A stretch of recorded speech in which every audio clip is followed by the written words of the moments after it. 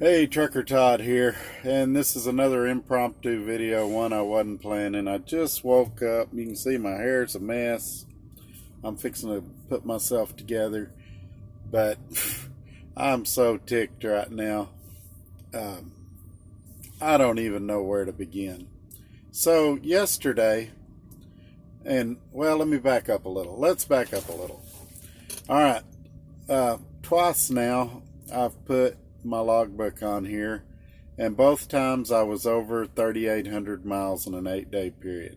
Now, this last one, you probably want to call it 3,600 because I did run by the house a little out of the way to see my dad who was passing through. So I'm running the miles. It's not time off that's doing this. It's not nothing else. But anyway, yesterday they sent us our check stubs for this week, and I made, after running all those miles, a whopping $250 for the week. In the bank, $250. Now, would any of you, whether you drive a truck or not, would you like to be away from your family, go through all the stress and crap you go through as a truck driver, for $250 a week? Mind you, in a lot of places, 15-year-olds at Wendy's are making $15 an hour. So, would you want to go through all the DOT regulations? Would you want to get a CDL? Would you want to get a physical? Would you want to do all these things for $250 a week? I'm willing to bet no. So I contacted the powers that be. I said, hey, this paycheck's not great. And they said, oh, it's because you did a backhaul. You did a backhaul. That's the problem. Now, let's forget for a second the backhaul paid as good or better than a lot of the LTL loads I've done. So I don't think it's the backhaul broker that's the problem. I think, like I said in a previous video, I think it's the rates. But let's get past that for a second. So I get here to Los Angeles last night. I delivered this load, and I got about 2 or 3 hours on my clock. And they said the normal thing, go to bed, we'll call you when your load gets ready. So I go to bed. I wake up this morning, still hadn't heard anything.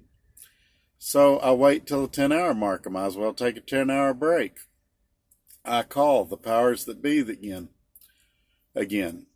They said, we'll check on it. We'll get back to you.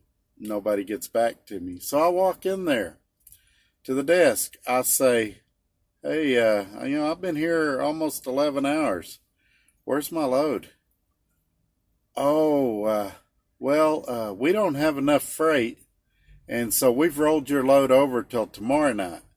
So instead of sitting 10 hours, it'll be another 24. So you're going to get your 34-hour break.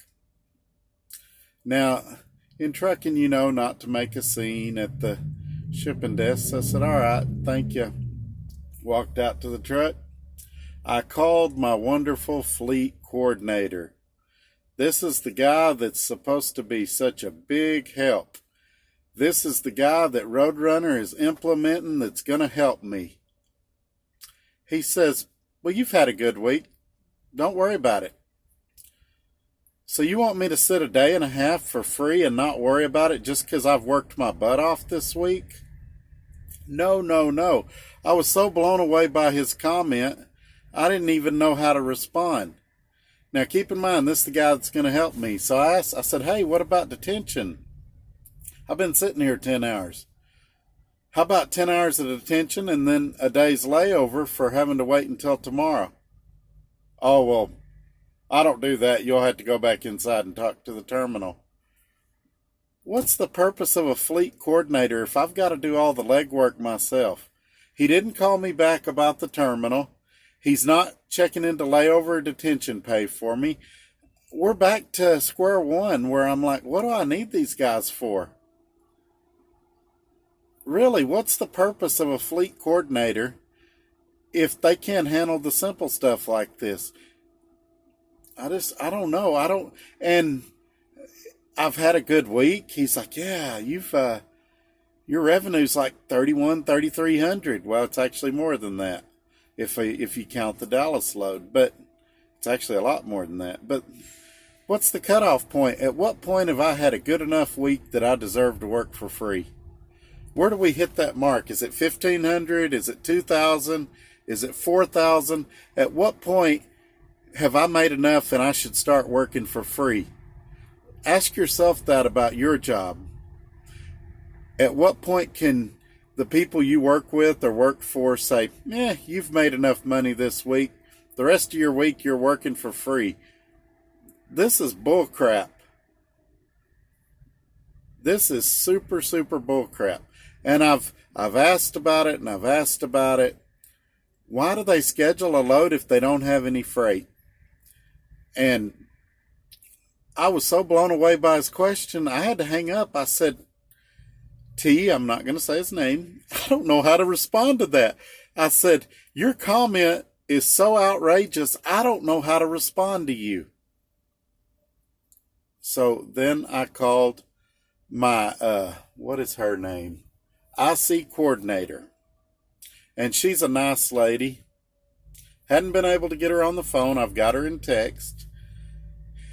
And she's just like, well, I'll contact T, see what's going on. Now, really, that is about the extent of her job. I'm not blaming her. But I've tried to call her. I can't get her on the phone. And I realize I'm not the only driver she's got, that she's busy. But I just don't know about this place. I love working here. But Roadrunner Freight reminds me of a high school athlete, a high school football athlete that has a ton of talent and blows it on drugs. They've got a ton of talent here. They've got a ton of potential here. And it's blown by incompetence and unorganization. And so, for now, that's all I've got to say about this. If there's a development later, if something improves, I'll let you know. You'll want to like and subscribe so that you can see how this unfolds. Oh, I've got another thing to tell you about. So, the guy that I really like here, B, I emailed him yesterday because after I got that $250 check I was so proud of, I thought everybody should know about it. And I told him we're about to sign new contracts for next year. And I told him that I was really concerned about the rates here. And I was wondering if there would be any adjustment of the rates in the new contract.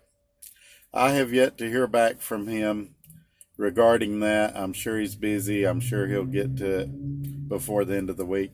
But I'll try to update you guys on that as well.